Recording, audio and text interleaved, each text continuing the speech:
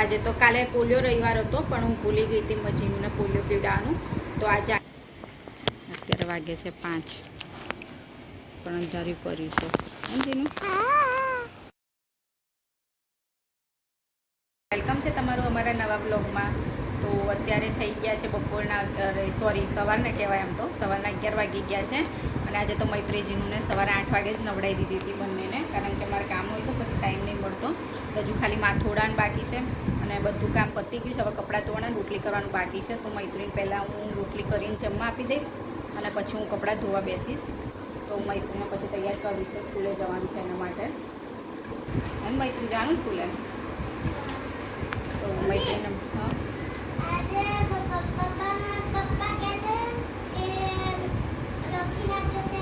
હા, એ તો પપ્પા આવે છે તને મૂકવા.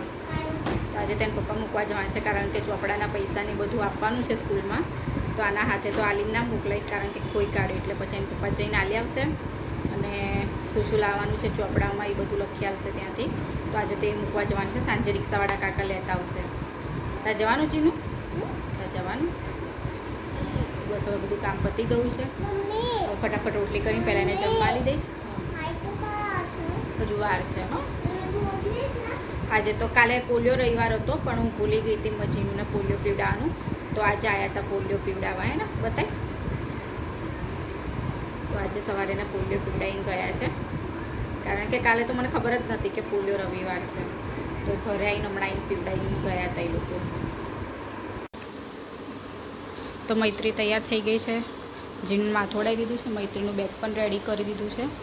તો હવે એના પપ્પા હમણાં લેવા આવશે. 11:15 થવા આવી ગયા છે. જીનું હવે તું રમકડા બધા ભરી દે અને દીદી સ્કૂલે જાય. હા, તો અમે લોકો છે ને અત્યારે નીચે ઉતર્યા છે દીદી લેવા. કોને લેવા? દીદી લેવા. દીદીને લેવા ઉતર્યા છે ને. દીદી આવી નહીં હજુ. અત્યારે તો વાતાવરણ એવું છે ને હાલ વરસાદ પડે. આજે પણ વાતાવરણ એકદમ અંધારું પડ્યું છે. જો બતાવું એકદમ.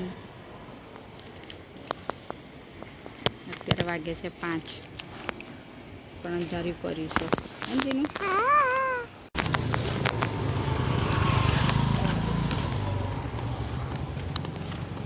લઈને આવી જલ્દી. ચાલ ફટાફટ. ચાલ મારી તું.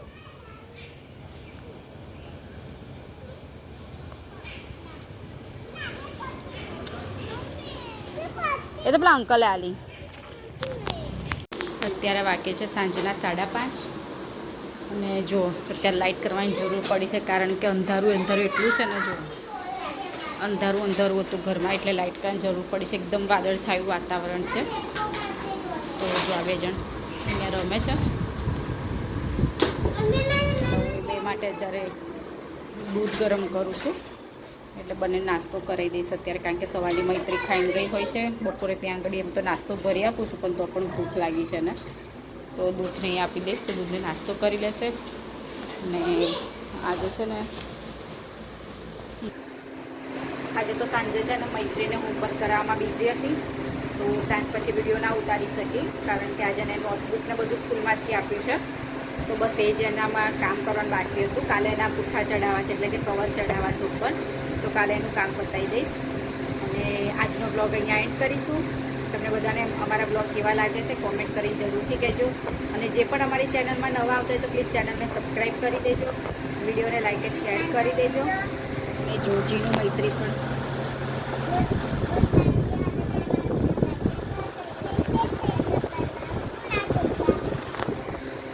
વિડીયોને લાઈક એન્ડ શેર કરજો અને ચેનલને સબસ્ક્રાઈબ કરી દેજો. ત્યાં સુધી બધાને ગુડ નાઇટ. જય માતાજી.